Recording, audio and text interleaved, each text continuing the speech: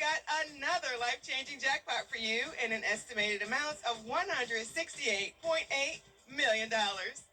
Get your tickets out. We'll start things off tonight with the number 9. Right after that, America, we have 64. Let's congratulate Powerball 14 of Maryland, who won $50,000. Your next number up is 52, followed by 66, and we'll round it out tonight with 33. Now for your winning Powerball number, good luck, everyone.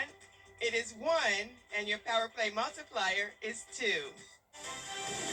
Right now on News Channel 6 at 11, a deputy shoots a suspect in Richmond County. What investigators say happened. Also ahead, one person dead after a shooting tonight in Augusta. And why one group is keeping a close watch on certain legislation in Atlanta. Your news at 11 starts now. Live from Television Park, this is WJBF News Channel 6 at 11. Good evening, everybody. I'm Brad Means. Thanks for joining us. Jenny is off tonight. Coverage you can count on begins with a deadly shooting in a...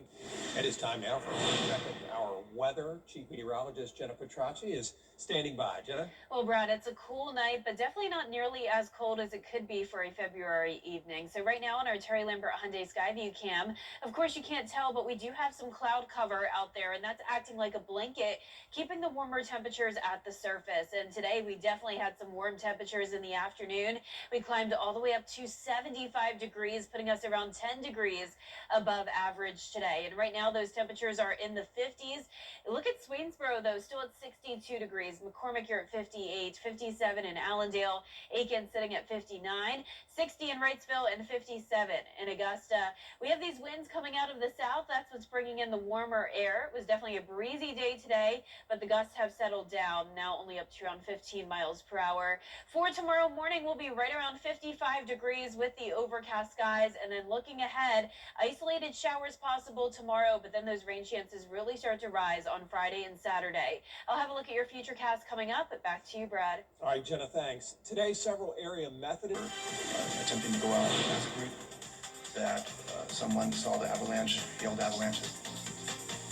Coming up, a massive avalanche the size of a football field trapping 15 skiers in California. The recovery effort unfolding tonight. We will be around 80 degrees on Thursday and Friday with rain chances on the rise, followed by another round of winter air next week. I'll have your full Viper 6 forecast when we return. This show is one. BradBaby.com. Click, click. Now, your most accurate forecast with WJBF Live Viper 6. Welcome back. This week I had the pleasure of visiting Maxwell Elementary School located in Thompson, Georgia. I spoke to this very large group of second grade students and taught them all about the weather, and they did a fantastic job listening and then coming up to present the forecast, which you can see here. The teachers were so sweet as well, so thank you so much to Maxwell for having me, and I look forward to coming back again next year. Speaking of Thompson, here's our Terry Lambert Hyundai Skyview cam showing downtown. Not too cold out there this evening. We're at 57 degrees. Winds are coming out of the south, and dew points are in the lower 50s. Visibility is okay. We're not really expecting patchy fog tomorrow, but we are going to see the cloud cover with temperatures dropping into the middle 50s, so not going to be cooling off much more than where we're already at. You can see a warm front lifting to the north of us, winds coming out of the south behind it, and a lot of cloud cover all across the southeast. Now, tomorrow we will have the possibility of some stray light showers here and there, but for the most part it's going to be dry, overcast to start the day, and then we'll actually start to clear out a bit in the afternoon and evening as temperatures get to around the 80-degree mark. And then same thing on Friday, upper 70s to low 80s, and then we go down from there. So right around average on Sunday, and then you can tell when the cold front comes through, we're going to have this cool winter-like air move in with highs back into the 50s on Monday and Tuesday of next week. Now, before we get to that, it's going to be very very windy, especially on Friday. Wind gusts even over 35 miles per hour. We're not really expecting severe weather out of this system coming in, but it's definitely going to be breezy and some pockets of heavy rain possible as well, maybe some thunder and lightning. Highest chance of rain is going to be on Saturday, then some isolated showers possible on Sunday morning. So here's our futurecast tomorrow at 6 a.m. You can tell it's going to be cloudy with those isolated light rain showers around. Then there's the clouds breaking apart as we go into the afternoon. Still some stray showers possible. And then as this cold front inches closer to us, that's when we'll have the chance of some isolated storms throughout Friday afternoon and evening, primarily in our southern line counties. Then we're going to see this low pressure system move in. And as that low is over us, that's when we'll have a higher chance of scattered showers on Saturday, a little bit more widespread, heavy rain, and maybe the slight chance of a severe storm. But as we get into Sunday afternoon, starting to see the clearing, and it will still be very windy with that cold air moving in. Here's a closer look Friday at 10 a.m. You can see it's not going to be a washout. This is very scattered activity. And then as we go into Friday night, we're actually dry.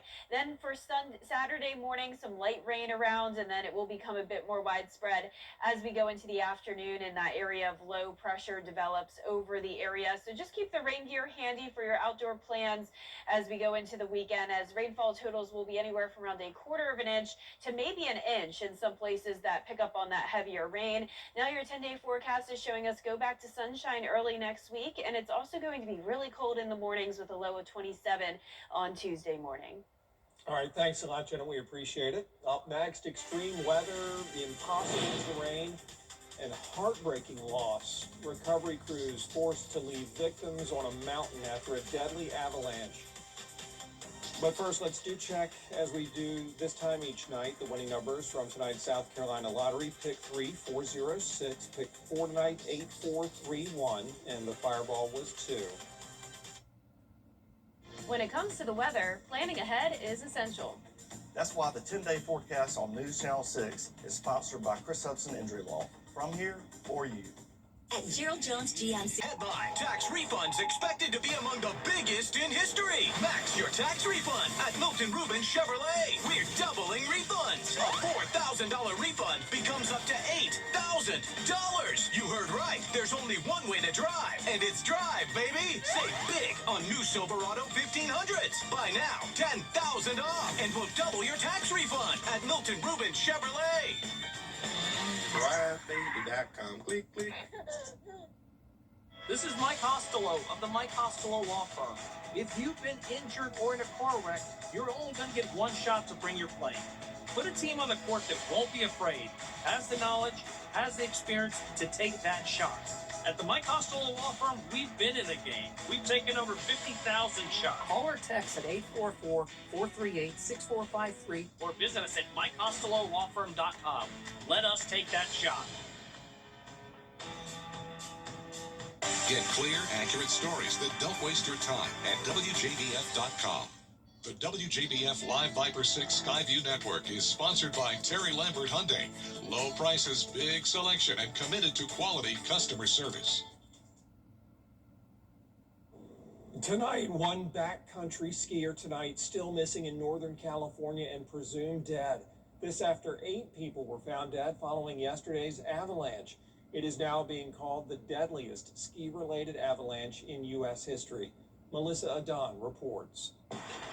A recovery effort is underway for one more missing backcountry skier who was buried under a massive avalanche yesterday alongside 14 other people.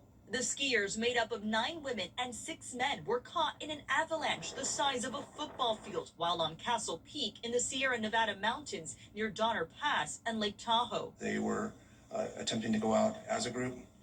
That someone saw the avalanche, yelled avalanche, and then it overtook them rather quickly. Rescuers facing treacherous conditions and difficult terrain, trying to reach the scene where 6 people survived. 2 of the survivors injured and couldn't walk.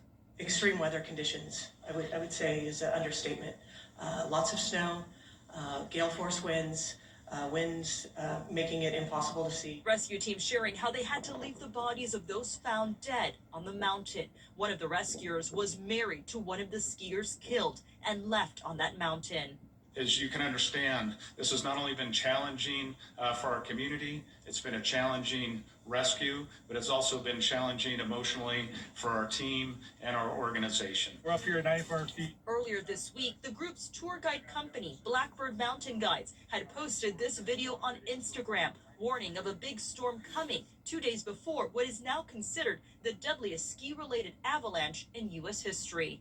Melissa Adon, ABC News, Los Angeles. Still ahead, Wagner Valley High School breaking ground on a brand new athletic complex. We'll hear more about it in sports. The home and garden. Still ahead, have you ever dreamed of having your own private island? Well, we'll tell you how you can with just a passport and a 1-minute pitch. Buying a home.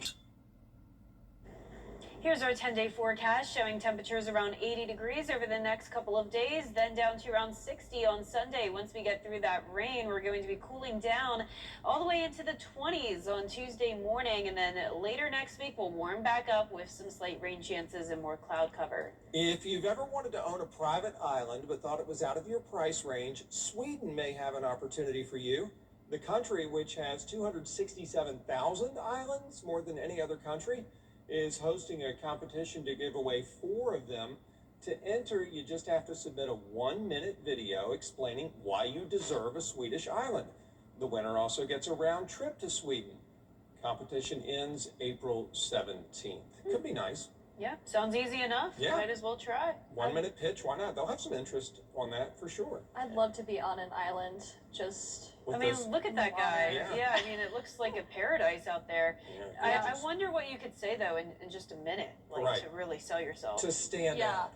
We'll see. We'll let you know how it ends if we get an update from the organizers. But yeah, sure it'll have a lot of interest. And we appreciate you staying up with us tonight. We'll see you for News Channel 6 tomorrow. Have a good evening. Yeah, people will love to do that, I think. Yeah.